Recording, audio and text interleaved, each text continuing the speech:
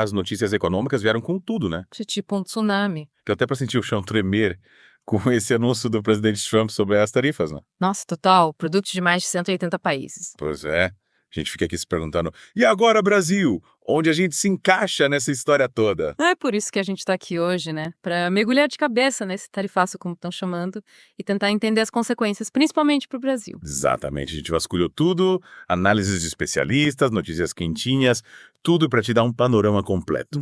Juntamos as peças do quebra-cabeça para decifrar esse momento. A gente vai entender direitinho o que aconteceu, como o Brasil está posicionado, o que pode rolar na economia global e, claro, os motivos por trás dessa jogada toda. Beleza?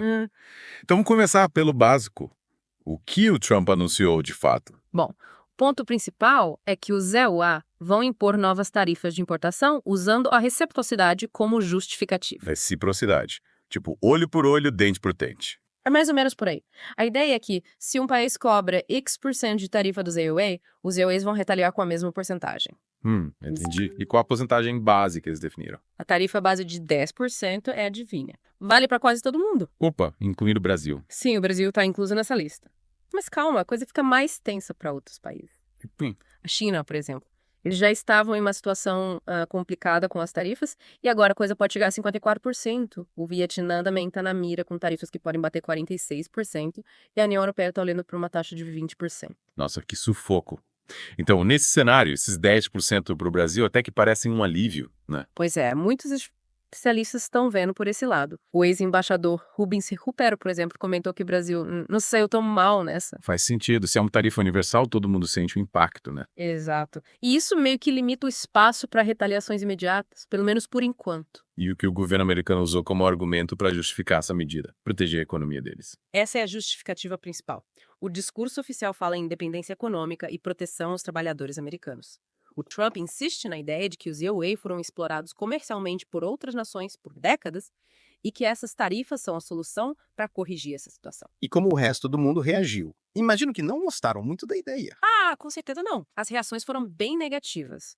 A União Europeia, por exemplo, chamou a medida de golpe para a economia mundial. Direto e reto. Sem papas na língua. A China, como era de se esperar, já está prometendo revidar com medidas retaliatórias. Até o Japão, que costuma ser mais discreto, chamou a situação de lamentável.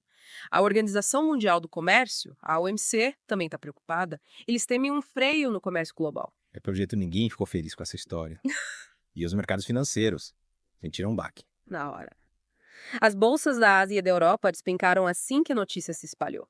Os futuros americanos também indicam um dia complicado para Wall Street. Normal, né? Essa incerteza toda causa turbulência dos mercados. Mas, voltando para o Brasil, essa tarifa de 10%, mesmo sendo geral, pode ter algum lado positivo para a gente em relação aos nossos concorrentes. Acredite se quiser, mas alguns especialistas enxergam essa possibilidade. O ex-embaixador Recupero, por exemplo, citou o caso do café. Café? O que tem a ver o café com isso? Até então, o café brasileiro entrava no EUA sem tarifa. Agora, com a nova regra, vai ter que pagar 10%. Só que o Vietnã, um dos nossos maiores rivais no mercado de café robusta, pode enfrentar uma tarifa muito maior, tipo 46%. Caramba, quer dizer que o café brasileiro pode ficar mais competitivo. É essa a aposta de alguns especialistas. Se o café vietnamita ficar muito mais caro, os importadores americanos podem acabar optando pelo café brasileiro mesmo com a tarifa de 10%. É só, quem diria, hein? Uma vantagem inesperada. Mas, no fim das contas, a gente ainda está falando de um custo adicional para quem compra produtos brasileiros nos EUA, certo? Com certeza. Mesmo sendo 10%, isso representa um aumento considerável nos custos. A gente exportou cerca de 40,4 bilhões de dólares para lá em 2024. Com tarifa, isso significa um adicional de 4 bilhões de dólares. E não é pouca coisa. Mas e o Trump? Ele só está preocupado com déficit comercial e com os empregos americanos. Tem mais alguma coisa por trás dessa decisão? Tem sim. Ele também mencionou as barreiras não tarifárias que outros países impõem aos EUA. Sabe, coisas como impostos, regulamentações, licenças, cotas, manipulação cambial, até burocracia nos portos, tudo isso entra na conta. Entendi. Ele está reclamando que os EUA enfrentam obstáculos para vender seus produtos lá fora. Exatamente. E ele tentou criar um cálculo para mostrar que, considerando todas essas barreiras, as tarifas americanas agora seriam recíprocas, ou seja, proporcionais às barreiras que os EUA enfrentam. Mas essa conta dele está correta. Aí é que tá o problema. A metodologia que ele usou para chegar nesses números foi muito criticada. Alguns especialistas chamaram de primitiva, outros disseram que é fake news estatística. Parece que a conta não fecha. Então, talvez essa história de reciprocidade não seja tão justa assim. Fica a dúvida. E tem outra coisa. Muitos especialistas acreditam que essas tarifas são, na verdade, uma tática de negociação. Uma tática. Como assim? Uma forma de pressionar outros países a renegociarem acordos comerciais com os EUE. Tipo um blefe, sabe? Uma demonstração de força para conseguir vantagens nas negociações. Entendi. Tipo, se vocês não fizerem o que eu quero, eu vou aumentar as tarifas. Isso aí. E não podemos esquecer do fator político interno. O Trump precisa agradar a base dele, principalmente a classe trabalhadora, que costuma ser mais sensível a questões de emprego e protecionismo. Faz sentido. Ele precisa mostrar que está defendendo os interesses dos trabalhadores americanos. Exatamente. E tem aquela teoria de que o Brasil, o Reino Unido e a Austrália seriam vistos como parceiros comerciais limpos pelos EUE. Por isso receberam uma tarifa menor. Mas por que limpos? Porque os EUE têm superávit comercial com esses 3 países. Ou seja, os EUE vendem mais para eles do que compram. Ah, entendi. Então, na lógica do Trump, esses países não estariam explorando o UE. É mais ou menos isso. Mas essa teoria tem furo. Outros países com diferentes saldos comerciais também receberam a tarifa de 10%. Então parece que tem mais coisa em jogo. Essa história está ficando cada vez mais complexa. E, historicamente, como as tarifas funcionavam no UE? As tarifas já foram a principal fonte de renda do governo americano. Isso antes da criação do imposto de renda lá em 1913. Interessante. E o Trump até mencionou isso no discurso dele, né? Pode ser que ele esteja pensando em reviver esse modelo econômico. Bom, e quais as possíveis consequências dessas tarifas para o futuro, tanto para o EUA quanto para o resto do mundo? Olha, as previsões não são muito animadoras. A gente pode ter um aumento da inflação nos EUA, já que os produtos importados vão ficar mais caros. Isso pode desacelerar o crescimento econômico global e até nos levar para uma recessão. Acho que ninguém merece uma recessão. Pois é, e a chance de outros países retaliar é alta. A União Europeia e a China, por exemplo, já deram sinais de que não vão ficar de braços cruzados.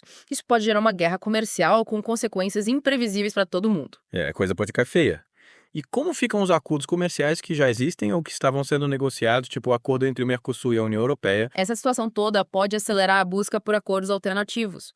A União Europeia, por exemplo, pode se apressar para fechar o acordo com o Mercosul e buscar novos parceiros comerciais em outras regiões, como o México e o Sudeste Asiático. A China também pode fortalecer seus laços com países do Sul Global, incluindo o Brasil. Então pode ser que a gente veja uma mudança radical no mapa do comércio internacional. É bem possível. E para o Brasil, especificamente, alguns setores podem sofrer mais com as tarifas americanas. Tipo, quais setores? O setor de autopeças, por exemplo. A gente exporta muitos componentes para a indústria automobilística americana. Se as tarifas tornarem a produção nos EUA mais vantajosa, nossas exportações podem cair. Faz sentido. Mas e setores que podem se beneficiar? Você mencionou o café, tem outros. Pode ser que outras commodities brasileiras, como soja, carne, minério de ferro, encontrem novas oportunidades no mercado americano. Afinal, com as tarifas, os produtos de outros países vão ficar mais caros. Pode ser uma ciência para a gente aumentar a nossa participação no mercado americano. Exato. Mas é importante lembrar que tudo isso ainda é muito incerto. A gente precisa acompanhar os desdobramentos dessa história para entender o impacto real no Brasil. E as empresas de tecnologia, elas também reclamaram bastante dessas tarifas. A coisa para elas é ainda mais complexa. As gigantes da tecnologia, como Apple, Google, Microsoft, têm cadeias de produção globais. Elas produzem componentes em vários países e montam os produtos em outros. A produção delas é tipo um quebra-cabeça global. Exatamente. E com as tarifas, esse quebra-cabeça fica mais caro e mais complicado de montar. Isso pode resultar em aumento de preços para os consumidores no mundo todo. Ninguém escapa. E por quanto tempo essas tarifas vão durar? Tem alguma previsão? Aí que tá. O Trump vinculou a duração das tarifas à resolução dos déficits comerciais dos EUA. Só que essa é uma meta bem vaga, sem prazo definido. Alguns especialistas acham que essa é uma mudança permanente no comércio global, outros acreditam que é só uma pressão para renegociar acordos. Ou seja, ninguém sabe ao certo o que vai acontecer. A única certeza é que o cenário é de muita incerteza. A gente precisa monitorar a situação de perto para entender os impactos a longo prazo. Para a gente fechar, qual a principal mensagem que você deixa para quem está nos ouvindo? Que esse tarifaço do Trump é um evento de grande impacto para a economia mundial. O Brasil, pelo menos num primeiro momento, parece estar menos exposto que outros países, mas ninguém está imune às consequências. O futuro do comércio internacional está cheio de interrogações. A gente vive em tempos turbulentos. E como você bem disse, as opiniões dos especialistas divergem bastante. Ficar atento a essas nuances é fundamental para se manter bem informado. Sem dúvida. E para finalizar, deixo uma pergunta para quem nos acompanhou. Diante dessa nova realidade, o que o Brasil e outros países podem fazer para se adaptar e prosperar? Que tipo de relações comerciais ou estratégias econômicas internas podem ser mais vantajosas no longo prazo? Vale a pena pensar fora da caixa e ir além das notícias do dia a dia. Excelente pergunta. É isso aí, pessoal. A gente fica por aqui, mas a conversa continua. Fiquem ligados